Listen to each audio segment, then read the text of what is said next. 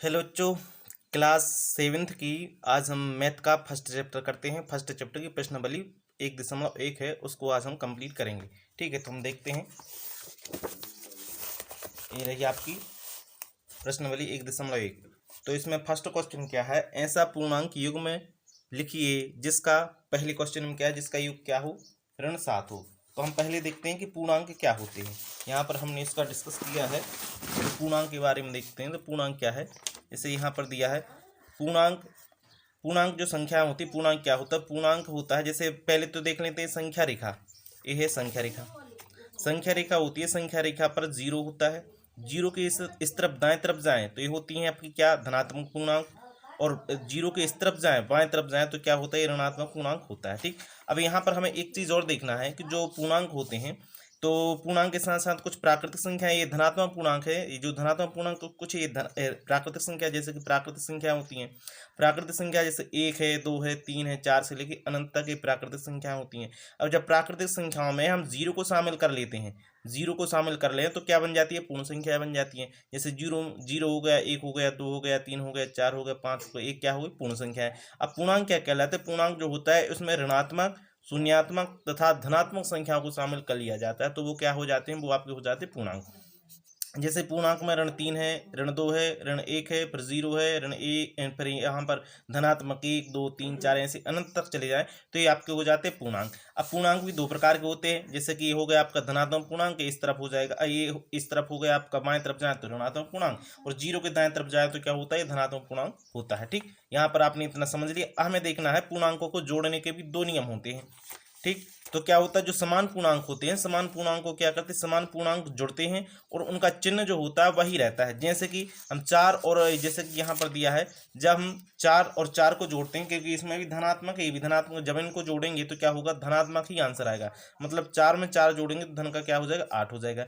अब इसी प्रकार से हम ऋण के समान चिन्हों की बात चल रही है। अब समान चिन्ह जैसे कि ऋण का 4 है और ऋण का 2 है, इनको जोड़ेंगे तो आपस में क्या होगा, ऋण का 6 आ जाएगा। ठीक, आगे देखते हैं इसका सेकंड नियम। सेकंड नियम क्या है, जो असमान पूर्णांक क्या होते हैं, इसमें घटते हैं और चिन्ह वही रहेगा जो पूर्णांक बड़ा होता है।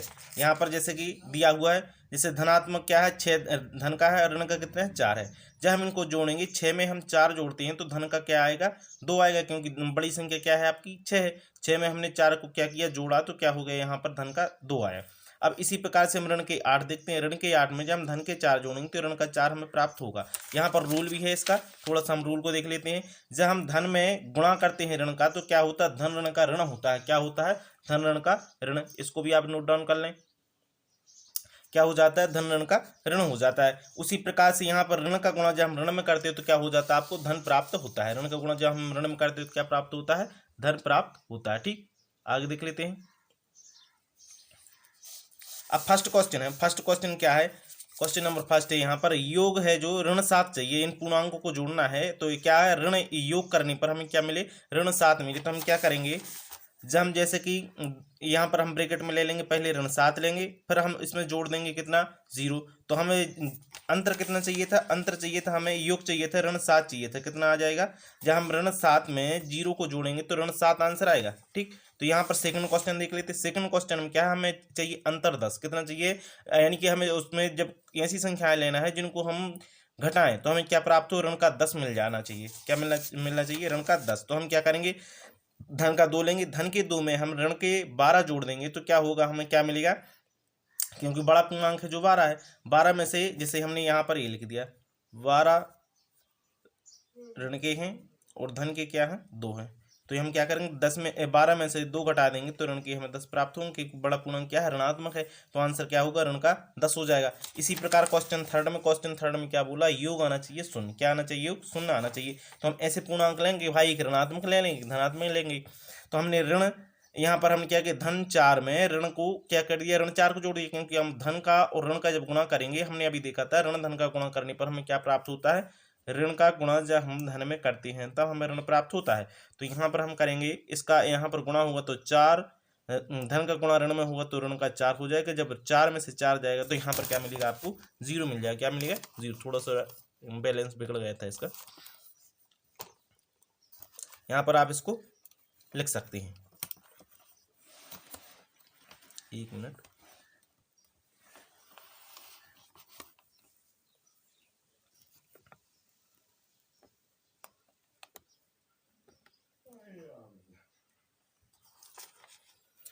ठीक, तो यहाँ पर हम इसको सॉल्व कर सकते हैं। तो इसका क्या आ जाएगा, 0 हो जाएगा। आगे देखना है क्वेश्चन नंबर 2। क्वेश्चन नंबर 2 में क्या लिखा है,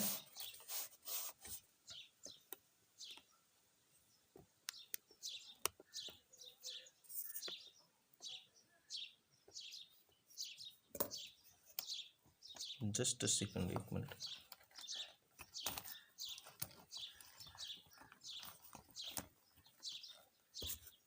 ठीक, क्वेश्चन नंबर हम देखते हैं सेकंड। क्वेश्चन नंबर सेकंड में क्या है, एक ऐसा ऋणात्मक पूर्णांक युग्म में लिखिए जिसका अंतर कितना हो, 8 हो, अंतर 8 होना चाहिए। तो हम क्या करेंगे, एक पूर्णांक की बात करें तो ऐसा यहाँ पर क्वेश्चन भी लिखा है, एक ऐसा ऋणात्मक पूर्णांक युग्म में लिखना है जिसका अंतर कितना हो, क्या हो, 8 हो। ठीक, तो हम क्या करेंगे, ब्रैकेट में लेंगे, ब्रैकेट में क्या लेंगे हम, 10 लेंगे, 10 में हम क्या कर देंगे ऋण, और ब्रैकेट में यहाँ पर ऋण 2 लेंगे हम। जब ऋण का और ऋण ऋण ऋण का जब गुणा होता है तो क्या हो जाएगा, यहाँ पर धन हो जाएगा। ठीक, तो हम क्या कर देंगे, यहाँ पर इसका डिफरेंस निकलेगा। तो डिफरेंस यहाँ पर ये रहेगा आपका, क्या, एक ऐसा ऋणात्मक पूर्णांक लेना है जिनका अंतर कितना हो, अंतर आपका धनात्मक होना चाहिए। तो हम क्या कर लेंगे, इसको ये भी धन हो जाएगा, एक ऋणात्मक पूर्णांक लेना है तो हम इनको घटा के देंगे तो क्या हो जाएगा, धनात्मक यहाँ पर प्राप्त हो जाएगा। ऋण का जब हम इसमें गुणा करेंगे तो ये हो जाएगा। ठीक, आगे देखना है क्वेश्चन नंबर 2। क्वेश्चन नंबर 2 में क्या बोला, एक ऐसा ऋणात्मक पूर्णांक और एक धनात्मक पूर्णांक लिखिए जिसका योग कितना हो, ऋण का 5 हो। कितना हो, ऋण का 5।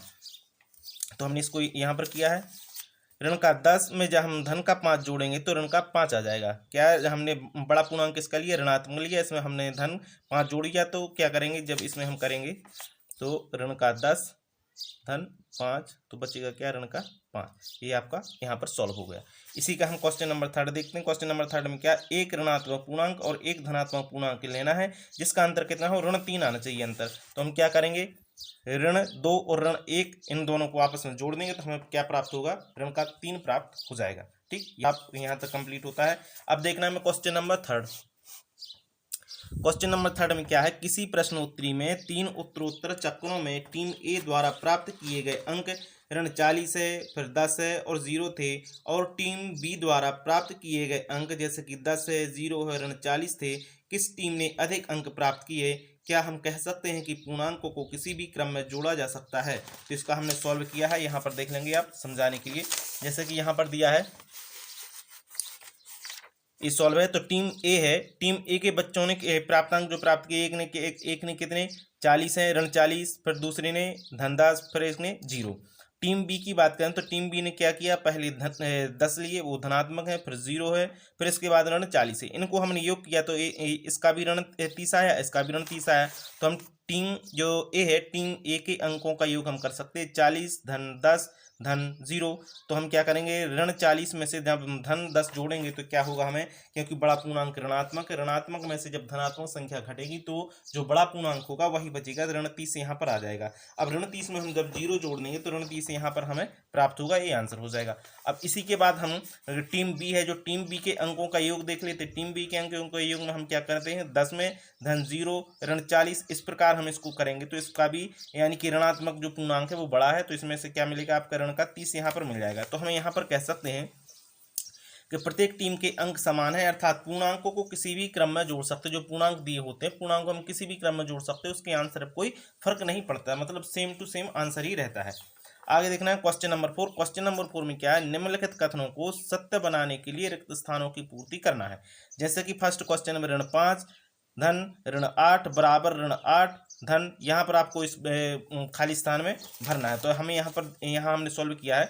तो यहाँ पर क्या फर्स्ट क्वेश्चन है, जैसे ऋण 5 है धन ऋण 8 बराबर में, यहाँ पर ब्रैकेट बंद है, बराबर में ऋण 8 धन ऋण 5, यहाँ पर इसी का सेम यहाँ पर लिख देना। अब यहाँ चाहे हम पहले 5 लिख दें चाहे बाद में 5 लिख दें, तो इसमें आंसर में कोई अंतर नहीं आएगा, क्योंकि इसको हम जब सॉल्व करेंगे तो यहाँ पर क्या होगा, ऋण 5 जब इसका ऋण का गुणा धन में होगा तो क्या होगा, ऋण 8, और यहाँ पर हम देखेंगे ऋण 8 ही सेम रहेगा, और धन का गुणा जब ऋण 5 होगा तो ऋण 5। इसको सॉल्व करेंगे, 8 5 13 हो जाएगा, ऋण का 13। तो यहाँ पर भी क्या होगा, 8 5 13, यहाँ पर भी ऋण का 13 होगा। अर्थात इसमें क्रम विनिमय नियम का प्रयोग हो गया, अर्थात जो संख्या दी है उनका सिर्फ क्रम बदल जाएगा, मतलब आगे की पीछे हो जाएगी, पीछे की आगे हो जाएगी, परंतु इसका जो आंसर रहेगा, आंसर में कोई फर्क नहीं पड़ेगा। जैसा इस तरफ रहेगा आंसर वैसा ही इस तरफ रहेगा। इसी को हम क्रम विनिमय नियम भी बोलते हैं। ठीक, आगे क्वेश्चन नंबर सेकंड देखना। क्वेश्चन नंबर सेकंड में क्या है, ऋण 53 है, धन यहाँ पर खाली स्थान है, बराबर में ऋण 53 ही आना चाहिए। तो हमें ऐसे कौन सी क्या जोड़ना चाहिए कि ऋण 53 ही आए, तो हम क्या करेंगे, इसमें जीरो जोड़ देंगे। या हम ऋण 53 में जीरो को जोड़ेंगे तो हमें ऋण 53 ही प्राप्त होगा। तो अर्थात हम जब किसी भी संख्या में जीरो जोड़ते हैं तो वही संख्या हमें प्राप्त होती है। तो इसको क्या बोलते हैं, योग तत्समक नियम भी बोलते हैं। कौन सा नियम बोलते हैं, योग तत्समक नियम। अब क्वेश्चन नंबर इसी का हम थर्ड देखते हैं। क्वेश्चन नंबर थर्ड में क्या दिया है, 17 धन 17 में हम क्या जोड़ें कि जीरो प्राप्त हो जाए, 17 धन खाली स्थान बराबर जीरो। तो यहाँ पर हम क्या कर देंगे, यहाँ पर ऋण 17 जोड़ देंगे। क्या जोड़ देंगे, ऋण 17। तो यह कौन सा नियम हो जाएगा, ये हो जाएगा आपका योज्य प्रतिलोम। योज्य अर्थात धनात्मक संख्या हम जब ऋणात्मक संख्या जोड़ेंगे, जैसे यहाँ पर क्या लिखा है 17, धन का गुणा धन ऋण में क्या हो जाएगा, यहाँ पर धन ऋण का ऋण हो जाएगा। तो ये 17 ऋण के हो जाएंगे, बराबर में जीरो हो जाएगा। 17 में से 17 घट जाएगा तो क्या होगा, जीरो। तो ये होता है योज्य प्रतिलोम नियम। योज्य प्रतिलोम में नियम में जो होता है कि जो संख्या दी होती है उसका चिन्ह क्या हो जाता है, बदल जाता है। जैसे कि यहाँ पर संख्या धनात्मक 20 है, तो इसको जब योज्य प्रतिलोम कहेंगे इसको, तो इसका योज्य प्रतिलोम करेंगे तो क्या हो जाएगा, ऋण का 20 हो जाएगा यहाँ पर। ठीक, ये योज्य प्रतिलोम होता है, मतलब चिन्ह बदल जाता है, सीधी बात, ये ध्यान रखना है आपको। यहाँ पर ये रहा आपका क्वेश्चन नंबर। क्वेश्चन नंबर क्या है, चौथा है। क्वेश्चन नंबर चौथा में क्या है, बड़ा कोष्टक है, धन 13, फिर छोटा कोष्टक है, ऋण 12, फिर बड़ा कोष्टक है, धन यहाँ पर इसने दिया हुआ है। तो हम यहाँ पर क्या भर देंगे, यहाँ पर हम लिख देंगे ऋण 7। क्या, ऋण 7। यहाँ पर हमें क्या लिखना है, ऋण 7, इसको हम लिख सकते हैं। क्या, ऋण 7। ठीक, ये आपके कौन से नियम के अंतर्गत आ जाएगा, यहाँ पर ये हो जाएगा आपका साहचर्य नियम। साहचर्य नियम में क्या होता है, कोई भी संख्या हो ए बी सी, देखो जैसे कि ए धन बी यहाँ पर इस प्रकार जोड़ा है, फिर धन सी इसने जोड़ा है। अब चाहे इसी संख्या को हम ए धन मतलब ए धन और बी धन सी, इस प्रकार ही हम इसको जोड़ सकते हैं। आंसर में कोई डिफरेंस नहीं आएगा, आंसर ज्यों का त्यों रहेगा। तो इसमें यहाँ पर क्या आ जाएगा, ऋण 7 इसका आंसर हो, ऋण 7 इसमें हम लिख देंगे। ठीक, क्वेश्चन नंबर इसी प्रकार 4 है, यही साहचर्य नियम है। क्वेश्चन नंबर 4 में क्या है, ऋण 4 धन 15 धन फिर ऋण ब्रैकेट में ऋण 3 बराबर क्या हो जाएगा, ऋण 4 धन 15 बराबर यहाँ पर क्या लिख सकते हैं हम, ऋण का 3। ठीक, कोई फर्क नहीं पड़ेगा, आंसर सेम ही होगा। तो इस प्रकार हम इसको कर सकते हैं, चाहे हम पहले इन दो संख्याओं को पहले जोड़ दें, बाद में इसे जोड़ दें, चाहे हम इन दो को पहले जोड़ दें, चाहे इसको बाद में जोड़ दें, आंसर सेम ही रहेगा। तो बच्चों, इसी प्रकार के वीडियो प्राप्त करने के लिए मेरे चैनल को शेयर और सब्सक्राइब जरूर करें, क्योंकि ये प्रश्नावली 1.1 कंप्लीट हो चुकी है। हम इसी चैप्टर की 1.2 प्रश्नावली करेंगे, और थोड़ी सी क्वालिटी में जो भी दिक्कत हो हमें बताना, हम उसमें और सुधार करेंगे। ठीक, बहुत बहुत धन्यवाद।